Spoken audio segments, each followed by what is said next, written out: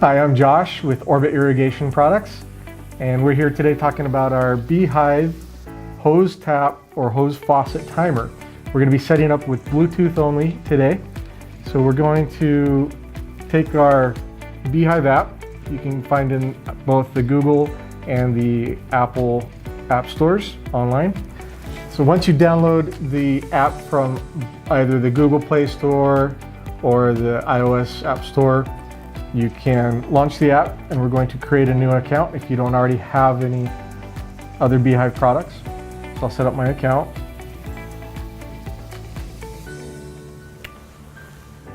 Now my account is created and I have to accept the end user license agreement. Scroll to the bottom of the screen, tap accept, and accept again, and you'll be taken to the first step of the app. Here it'll ask you if you'd like to be notified about rain delays or other weather activities. You can opt in to this later also if you'd like. So we'll go ahead and say yes for now. So it asks if you'd like to receive notifications, say allow that. That way, if you have any weather like rain or freezing, our servers will prompt you to set a rain delay on your timer. So now that I'm in the app, it asks for there's a few options. You can choose this is a new device, or this device has previously been installed, or I have a code. Since this is a brand new device, we're going to say I have a new device. And the app will then prompt you to choose what type of timer you're setting up. And right now we're setting up the hose faucet timer. So we'll select that in the app. And if it prompts you here to make sure that your device is powered on. So right now you can tell that this device is powered on because it'll have a blue blinking light here.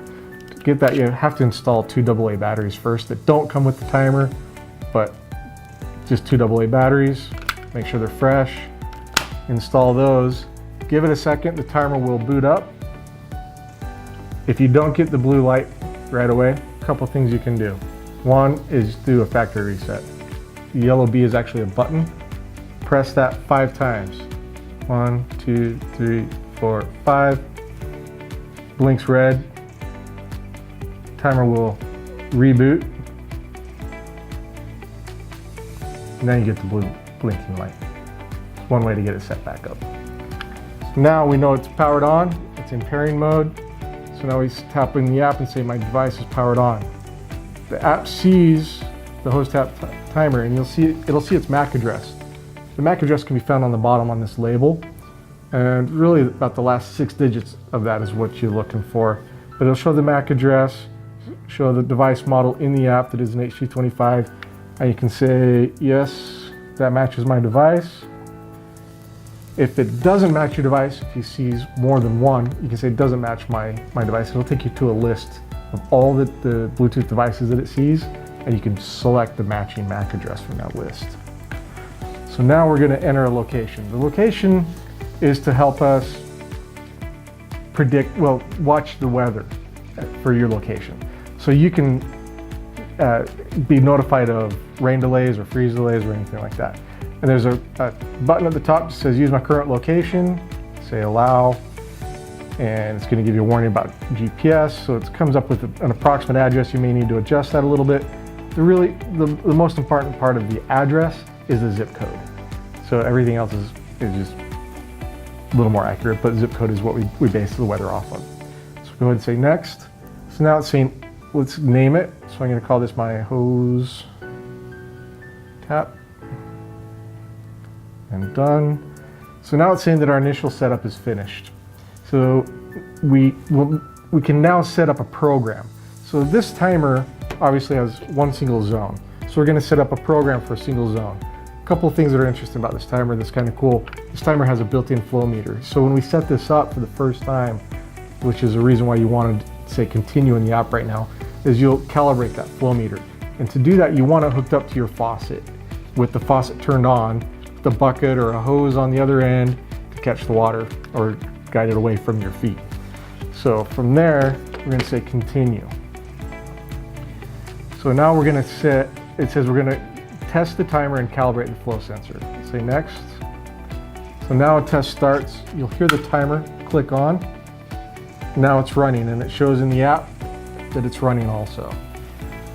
Let it run, it's 20 seconds, and we're almost there. You'll hear, once it's complete, you'll hear the timer click off, water will shut off. Now your flow meter is calibrated so that when you set programs, we'll have that calibration. So you can give this a zone a name. There's only one zone, but let's call it hose. And now we set up a program. This is the program that will run on a scheduled basis. So I'm going to call it a program. And we're going to set it for just a few minutes away, 2:55. Now the next thing we do is we set up for how long we want it to run for. And you notice you have hours, minutes, and even seconds. So we can adjust the minutes we want and the number of seconds that we want it to run also. And say next. So now we'll set up the days of the week that we want the program to run on. You can select the actual days, or you can say water even days, that's even calendar days, or odd days, odd calendar days, depending on if you have watering restrictions or that's how you want to do it. I like interval, so I can say every 1 day or every 2 days or every 3 days. And then you set a start date. We're going to set today as the date so that it will begin right away, and say next. And now we have our hose tap timer programmed and set up, ready to water. And it's showing us that a program will begin watering at 2:55 p.m. today. So now we can see in the app, up in the upper left corner, that we are connected via Bluetooth to the timer, and just below it shows the current battery power that's remaining in the battery. So there's a battery meter there. And once the server has time to process things, we'll see weather in the other corner for us. So there's a few things we can do now that we have this set up and programmed. In the app, we can go to the program screen and we can see our current program that we have set up. We have one. We can actually set up 2 more. We can edit that program. So if there's something we want to change about it, maybe we set the wrong start time, we can come in and change that start time. If we want to change for how long the zone is going to run, maybe I wanted it to be a little bit longer. And whatever else we want to change about that program, then hit save. And now that program has been updated in the app, and it reflects on the home screen that it's been updated. You can also go into the zone settings. If you go to the zones menu and tap on that zone, and the hose, it's not shown. And we can see here the watering events. So right now there's no zone history. The next watering will be today at 3:55 p.m. It shows us right there on that screen. And it will show the program that it's going to run and for how long. If or when you hook your hose faucet timer up to a B-hyve hub, coming soon, then you'll have the advanced smart watering features, which are currently grayed out. Those are only available when the timer is connected to the internet. So we have that zone set up for now. From the home screen, there's another thing we can do. We can run set a rain delay so that the timer won't water for a day, 2 days, 3 days, however long you want. Or we can run a manual program. So the button in the middle turns to a remote control. And it shows you the zone. You can tap the zone and you can set for how long you want that to run. So I can set a couple minutes, a couple seconds, and then I can hit play. And right away, you'll hear it click, and now it's running that manual program for you for that set time. So something else you can do with that is you can run that. I'm going to stop that program. You can run a manual program from the hose faucet timer also with the yellow button. You press and hold the button until the light goes green. Went green.